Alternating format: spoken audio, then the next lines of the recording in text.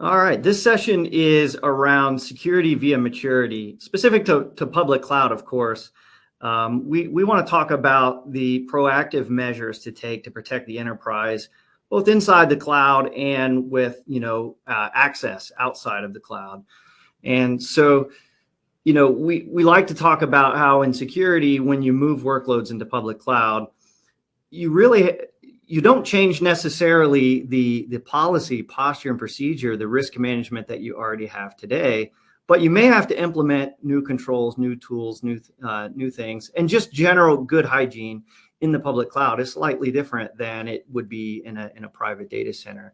And when we see a lot of movements to the cloud or a cloud first strategy, some of the things that are missed often are just the basics, right? The good hygiene.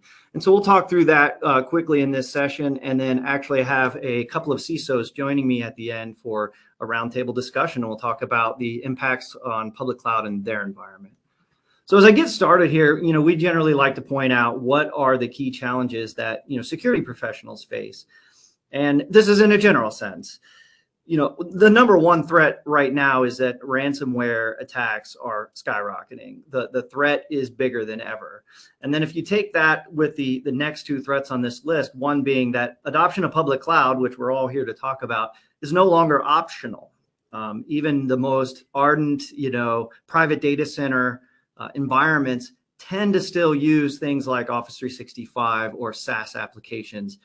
And then the third challenge being the new way to work, or really work from anywhere, that puts the users themselves, the consumers of applications and data, out into the cloud as well. So you can no longer control necessarily where the applications live or where the users are from a perimeter-based approach. And so take the fact that the challenge from the attackers is worse than ever, and now you basically have applications and users anywhere. And then the remaining challenges compound upon that. There just aren't enough people to handle this problem with cybersecurity skills. With that deep expertise, it's hard for us to recruit and maintain that talent in our environments. And we tend to fall back on compliance, but the compliance programs are not enough, right? Tick the box compliance doesn't necessarily improve security. And really, it falls down on a lack of overall maturity. And especially in relation to public cloud, if I look at the main reasons why public cloud's environments get breached, it really boils back to hygiene, right? An IBM study says that 2/3 of breaches are caused by either misconfigurations in the cloud, improper identity and access management policy, exposed APIs, or just simply known vulnerabilities that remain unpatched. And these are all just good hygiene, security standards that a lot of times we have, built programs around in the data center and have kind of solved them on the enterprise side, but they've been neglected as the push to public cloud has been more about getting workloads and applications there. And we really need to fall back on proper configuration. So if I kind of tee it up with what the problem statement, we have a philosophy that we want to understand what your why is in security. And, there's an understanding that no one will ever be 100% secure, but what is the risk management philosophy of each organization? What are the crown jewel applications and data assets, and how do we protect those? But then building off of that, we look at data of the breaches that have happened over the last several years. And there are clearly a few areas where, the majority of breaches contain these top 7 domains, tactics, techniques, and procedures, we call them. They appear in 99% of data breaches. So if we're thinking about understanding that you'll never be 100% secure, and a lot of it is good hygiene, where can we focus our efforts? We would argue that you should focus on the biggest threats out there, right? The areas that most commonly appear when these attacks happen. And then build a program that consists against quality security processes. Take those focused areas that you want to protect against and build a program around them. Don't just install tools. One of the things that I like to say when it comes to this is we see far too many enterprises that pass audits but fail pen tests. And we really want to make it to where you're not just compliant, but you're actually secure. So let me go back to the aligning security controls to proven threat actions. I talk about the top 7 actions that occur in over 99% of data breaches. I didn't just make that up. If you read some of the breach reports, like the Verizon data breach investigations report, you can read through all the gory details of what happens when these major breaches happen. And these are the top 7 things.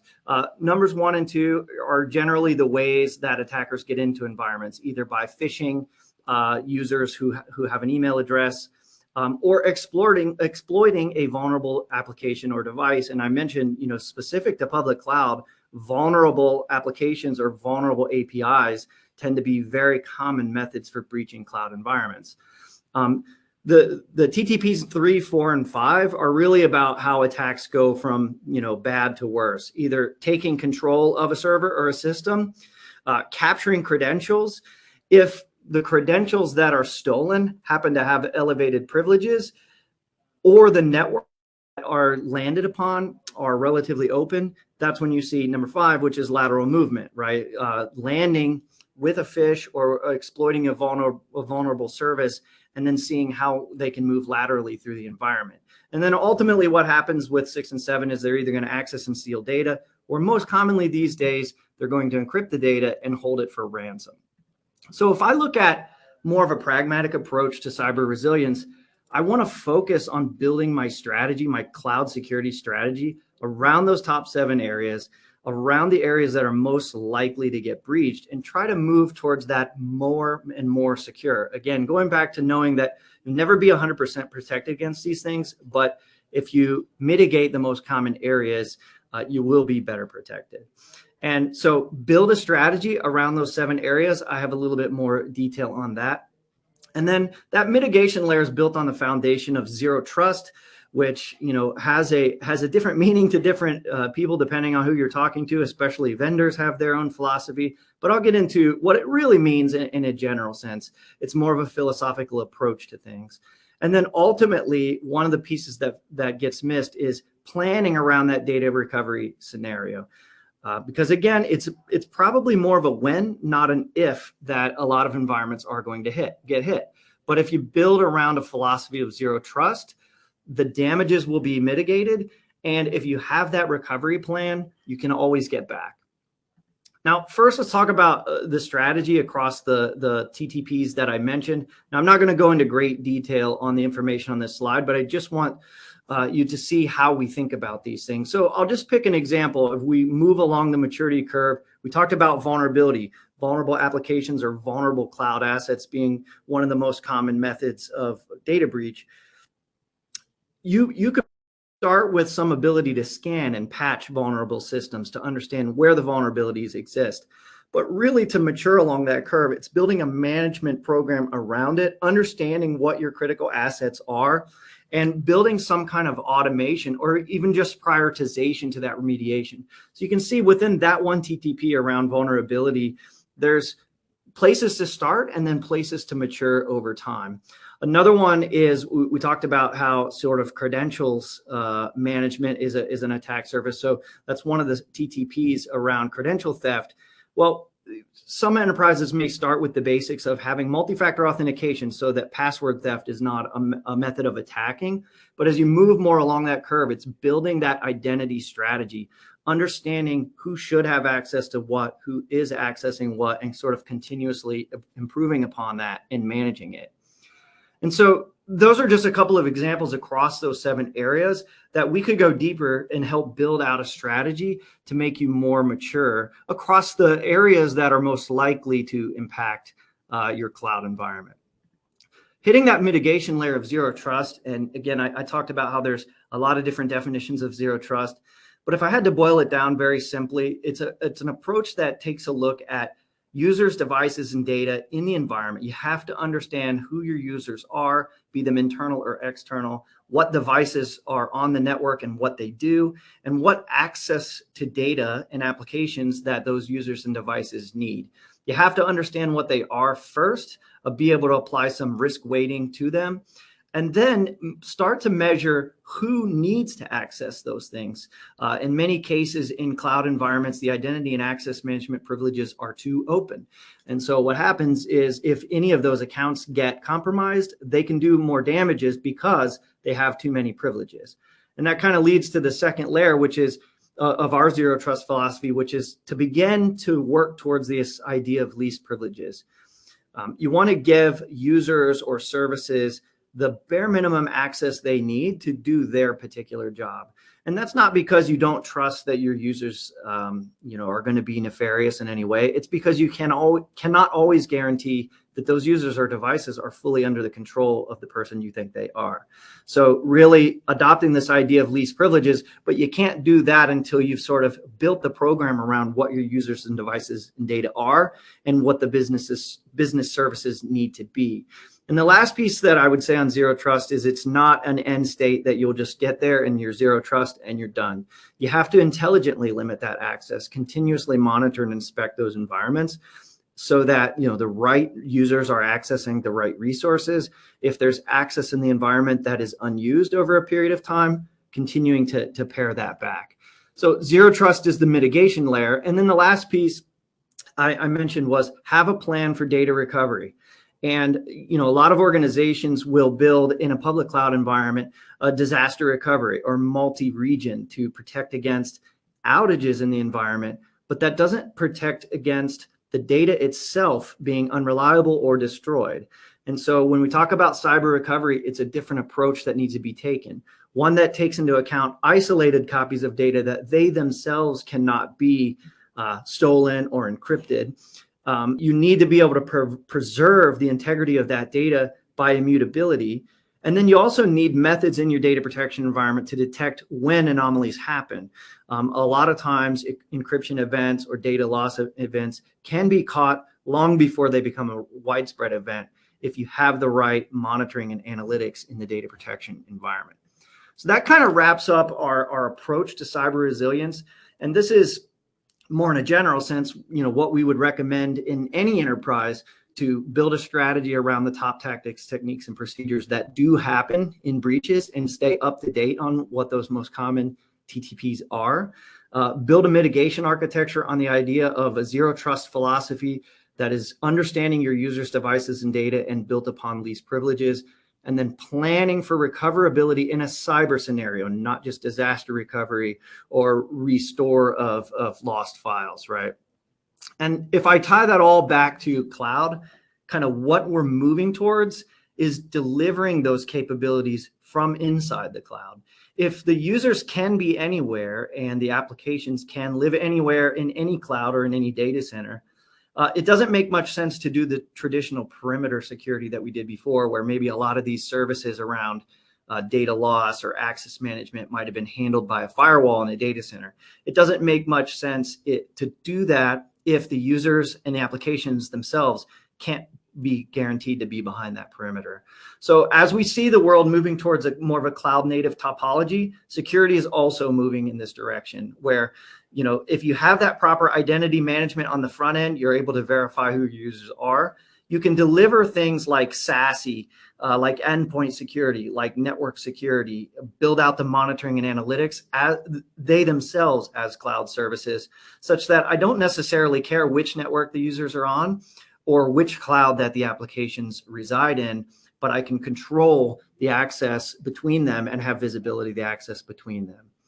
So that's kind of our methodology on how we tackle cloud security in a more pragmatic way.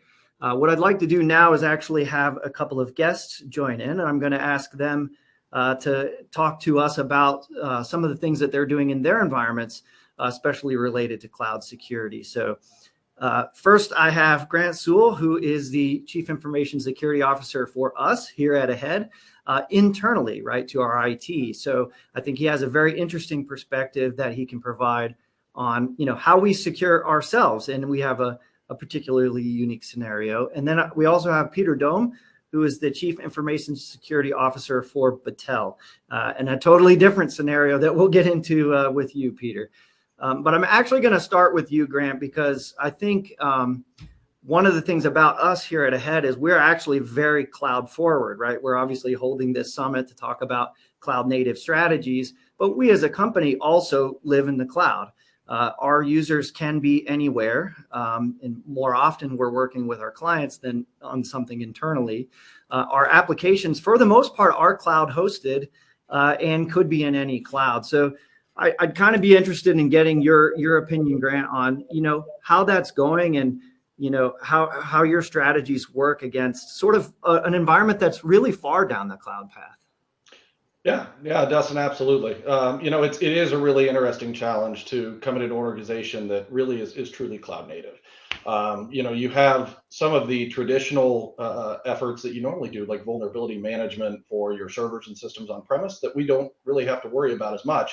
But we've had to scale up our efforts in areas like vendor risk management and third-party evaluation, because we leverage so many third parties where they control the cloud, and we are now accountable for things like you mentioned earlier, like identity and access management. And so for us, one of the biggest changes, or I guess biggest focuses that we really have from a security perspective, is not just identity and access management, which is definitely a really core control around security, but I'd say we take it another step up to look at identity system defense, where we're measuring risk around our users, really trying to evaluate what our remote workforce is doing, what our clients and contractors and other partners are doing when they access our systems or their data. And then furthermore, we really have to take a really aggressive approach when it comes to things like data protection, because as a professional services organization, we're trusted to hold many of our clients' most sensitive data when we're doing technical work on their behalf or accessing their systems. So ensuring that our workstations are accurately protected and still having that balance of allowing our consultants to do the work they need to do, which often requires elevated privilege, administrative rights, custom software applications. So finding that balance is often a challenge, but it can be a fun one. But that's just like moving to cloud for any other security professional. Yeah, and I would say you would back me up too, Grant, in that a very cloud forward, cloud application friendly company, that doesn't make security any easier, right? The challenge still exists. But speaking of challenges, Peter, you have a very different scenario in your world. Battelle, without getting into the deep details on what you do, is a research organization, right? Be that government research, energy research, healthcare research, and so your environment is really driven by the needs of your researchers, and maybe they're working off of a grant that has very specific infrastructure and data requirements, varying levels of compliance requirements depending on who is issuing that business. And I'd be kind of curious from your perspective, because you have users who are in the cloud for sure. You have users who are not, of course. But, we've talked previously, you and I, about a strategy that you have around sort of enclaving things and maybe building out pockets. And I think that really plays to what I talked about in the zero trust philosophy, securing the things individually the way they need to be in the access. So maybe if you want to talk through that strategy just a little bit, a totally different challenge, honestly. Yeah, so we've, as you stated, we have essentially soup to nuts. We have every possible part of the spectrum covered, from incredibly high security requirements to nearly no security, where perhaps it's even disdained by our researchers because, of course, it makes their life more complicated, right? And so our approach to this last about year and a half has been to build, as you said, a very repeatable, rinse and repeatable, kind of templatized enclave environment where we have complete automation, so using things like Terraform to automate the construction of these enclaves that are essentially segregated, but yet still integratable. So if I have to have enclave to enclave communications, of course, we can make exceptions for those things. But generally speaking, by default, you have a secure by design enclave that every single program that gets instantiated has, and any data that is attributable to that program is stored in that enclave. And then there are fairly rigid protections to get any data into or out of the enclave. So, for example, if you can imagine an enterprise where we have gas chromatographs and mass spectrometers and electron microscopes and things like that, we're occasionally going to have devices like that that are in those enclaves. So we may have to have a lobe of the enclave essentially extend into the perimeter of our normal enterprise through VPN tunnels and so. And then those devices obviously have to be maintained in a completely different standard than what they might have been maintained in had they been just a normal device on our normal network. So so there might be very limited conduits to get data in and out, but especially out. So for example, we have taken the approach, and this is somewhat unorthodox, but I think it's actually going to serve us very well. Every email organization that we want to interchange email with actually has to be allow listed specifically. So the entire enclave, you do not get to send or receive email from anyone unless you specifically state, I need to interact with these 6 other defense contractors and this government agency. So each enclave essentially has its own complete and total allow list. And that feels an awful lot like the hard, crunchy shell with the soft, chewy interior. But I can tell you that we're still doing a lot of the other kind of risk graded identity management approaches as well that Grant was talking about. So it's on the low end of the spectrum where we have researchers who are absolutely building hardware, like quite literally designing circuit boards and having to build the firmware, and perhaps there's ASICs and FPGAs and all of these other things involved. Down on that end, that tends to be a little bit more of a Wild West. And we also have essentially started an enclave-wise approach where the really unsafe behaviors are actually going to be in their own enclaves to keep them away from the kind of the normal traditional enterprise data storage locations. And then the really high test environments where we have controlled unclassified, et cetera, those are yet again. So we kind of have almost like a 3 different tiered approach: the really high grade, the average rest of the enterprise, and then the really dangerous things that themselves need to basically be jailed off from the enterprise. So absolutely a zero trust philosophy, but just implemented quite a bit differently than I think other people consider zero trust normally. Yeah, and I think that honestly, that goes back to what I talked about. Is it is a philosophy, right? Zero trust is not an end goal that you'll just get there, right? There's no checklist that's going to say I'm zero trust after this is done. And what you guys have done is, I think that's really pragmatic in that. You have these very restrictive environments. You have others where speed and efficiency is much more important than the data that they have that is probably throwaway, engineering data. That's right. And, if you tried to implement the most restrictive controls to your entire environment, you would never be finished. And so I think you take that approach up front of isolate where I have to, apply the controls that I need for those environments. It goes back to what I talked about, our approach, which is to start with why. You do that internally and say, what is the why? What is the risk profile of each of these different business units, and apply the appropriate security from the start and build that kind of hardened zero trust shell. And it's really zero trust from outside of that enclave, right? Exactly. I was having a conversation the other day with a client that's in the healthcare industry, and they have a lot of IoT devices and things like that. And one of the things we were talking about, this philosophy of zero trust, they said, inside the hospitals per se, we can kind of control the networks and segment, but the vendors that provide those devices require remote access when they have to do work on them, and that access is not the most secure.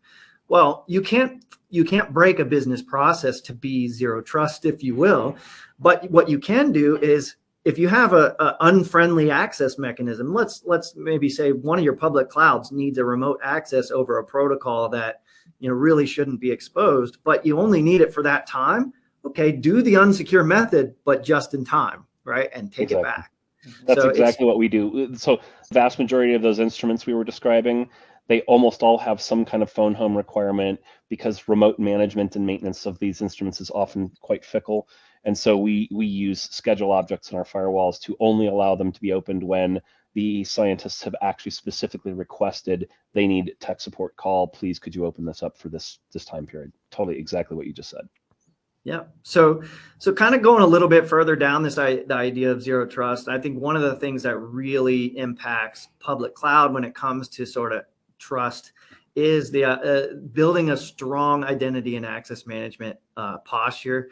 I think this is something that enterprises struggled with anyway in traditional enterprise. I haven't seen a clean Active Directory in a really long time. And then, the worst case scenarios, you look at multiple access methods, multiple usernames and passwords that float around. And I feel like sometimes we feel like, well, we'll put MFA on and we're good. And a lot of the tick the box compliance, we'll just say to do that. But I think it's much more important to build identity and access management philosophy to hit on a lot of what we're talking about. And I kind of wanted to throw over to you, Grant, of just your IAM philosophy. Again, we're a very cloud forward company. We have a lot of cloud and SaaS applications. So honestly, our network is not our perimeter. Identity is our perimeter. And I just kind of wanted to hear you kind of talk through what we're doing there. Oh, you're exactly right. The identity is truly the best control that we have in the environment. But what you find when you operate in multiple public cloud environments, likely most folks are moving into some sort of identity SSO federation provider that's based in the cloud, but they still have, to your point, the traditional on-premise Active Directory that's probably at least 20 years old. And so if you look at these different directories that are there, it's very difficult for you to assess risk across all of those different areas and really do that. And so some of the approaches that we've taken are to look at, to find a third-party tool that integrates with on-premise Active Directory, cloud directories, cloud providers, third-party applications, so that we can get a singular view of risk across every individual user, system, and person in the environment, including service accounts. So we know what their typical behavior are. So you can actually understand, well, should they log in the middle of the night? Well, yeah, they do, because that's when they do VPN maintenance, or, name your problem. The other nice thing when you do something like that, especially with a work from home workforce, you're able to bring all of that together and now understand, is this normally where they're working? Did they go to a coffee shop? Are they working in a place that they shouldn't be? Are they at a client site? You start picking up those behaviors and understanding what's normal and what's not. And the thing is that MFA is a great tool, but it is also very invasive. If you require MFA for every single action that you take, the reality is that people start figuring out how to go around that. MFA bombing is a very common attack that's being used for work from home users now, where they just consistently push, and eventually some tired person is going to hit yes, accept that auth, and MFA is no longer really useful, and it's a very low effort attack. So how do you really only challenge users when something bad happens to them? By using risk-based approaches like that, that creates a really awesome experience for users where they say, hey, you stopped me from logging in today. And you say, well, it was because somebody was trying to break into your account. People appreciate that. They don't like it when they're slowed down, when they're trying to do something completely legitimate. So trying to take that risk-based approach with your identity processes really, one, creates a better experience and creates a more secure experience on top of that. So that's really where we're trying to go, is how do you balance and understand, to your point earlier, Dustin, is understanding that business. What is the actual need that you have, and how do you integrate security? It's a harder challenge to take, but for me, I think it's a more fun challenge to figure out how do you make it seamless and really frictionless from a security perspective and still be good. Yeah, I agree. I agree 100%. And I think this is really something that I want to stress is it's about building the quality process. It's the piece that gets missed so much. It's we did MFA, check, we can get insurance or we're compliant with this regulation. But were you more secure if you didn't know what that user's access requirements were supposed to be in the first place, right? It doesn't change the fact that you've really got to keep doing, we can't forget the basics. You still have to do your access rights audits. You still have to look at least privilege, like you mentioned before. We still have to look at even basic controls like, somebody didn't log in for 30 days. Do they really need an account? Let's turn it off until they ask for it back. Those kind of fundamental, really basic visibility things, controlling your assets, whether they be logical or physical, are still important, even a cloud-focused organization. Even if you're completely cloud native, it's still a fundamental control that sometimes security professionals forget about, because if it's not in your data center, is it really your responsibility? We've really got to remember that. Yeah, and I would say that identity is the one major thing that can't be forgotten, because you go into AWS or Azure, GCP, one of these environments, they have hardened servers. They have networks that are outside of your control and are segmented sort of by nature, but the identity is yours, right? The data is yours. And so you cannot just willy-nilly move applications and data into public cloud without taking that into consideration. I think a lot of enterprises don't want to do that hard work of understanding the process, but that's why we see so many tools in security environments that really don't unlock a lot of value, because the process wasn't done first. Now, this is less of a question, more of just a comment, Peter. All of what Grant just talked about with identity and access management sounds great when you can get that far and you can have a centralized SaaS-based policy. How's that work in your world when it could be 500 different environments? Yeah, so we actually have some of our own homebrewed identity and access governance tools. They're not as good as they should be, obviously, but they do at least solve some of that problem of I have multiple environments, perhaps some of them air-gapped, and can actually kind of deal with provisioning and deprovisioning accounts in those environments. We're actually implementing a traditional identity and access governance tool for the core of our enterprise as we speak. And it's as everyone who's ever done this knows, it's a multi-year process to actually really understand precisely what roles and responsibilities are actually needed in order to do the job, and distilling that list down into the minimum viable set of actual roles needed by an individual, remembering that I have an enterprise of many thousands of like special snowflakes. No two people do the same thing. So that makes it particularly difficult to understand exactly what that minimum set is. So this for us is going to be a pretty big lift as we do the analysis to even understand what is common. There are very few things that are universally common across all users.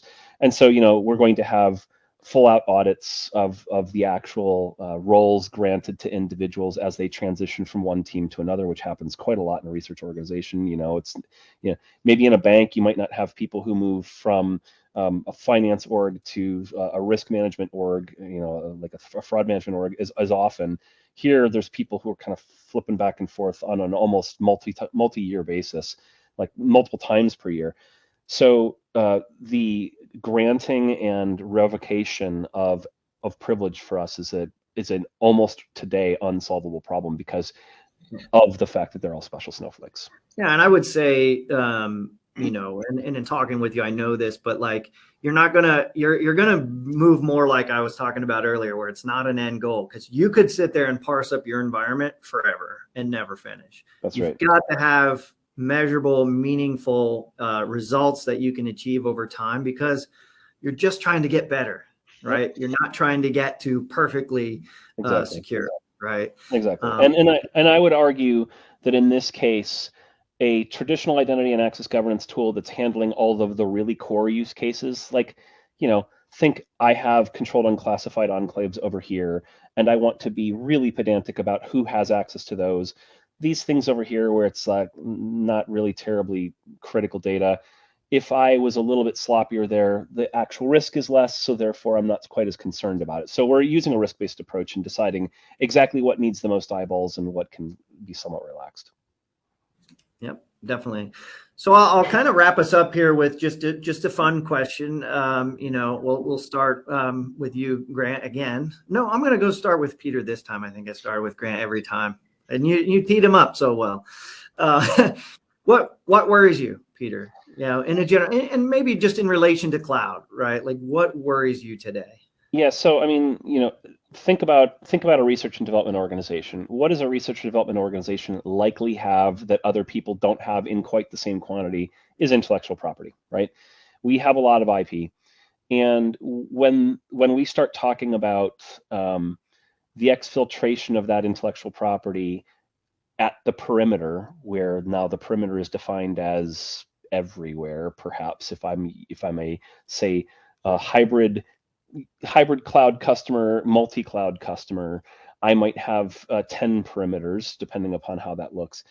Actually having a good sense of where the data is that is of the most consequence that needs to be protected, and understanding its flow has become significantly more complicated with a hybrid and multi-cloud environment. So that's the key thing that I worry the most about. And I think our executives are right in line with me. I think the rest of them are worried about that very thing as we move to a cloud mostly enterprise. Yeah, I would not to put words in your mouth, Grant, but I think we have similar concerns, right? Most of what we do is intellectual property technology we've built, services that we've built and products we deliver. But I won't answer for you, and I'll just say, what worries you day to day, Grant? No, I think that's certainly a concern. And a lot of organizations don't realize the value of their data that they have until it's lost. So I can absolutely respect that. For us, one of the things that I'm particularly, I guess what keeps me up is because we leverage so many cloud native solutions and with awesome partners, but we've seen an extreme rise in these shared services breaches or attacks at the very minimum. And those are so much more impactful, especially for a company like us, where that affects brand reputation very quickly.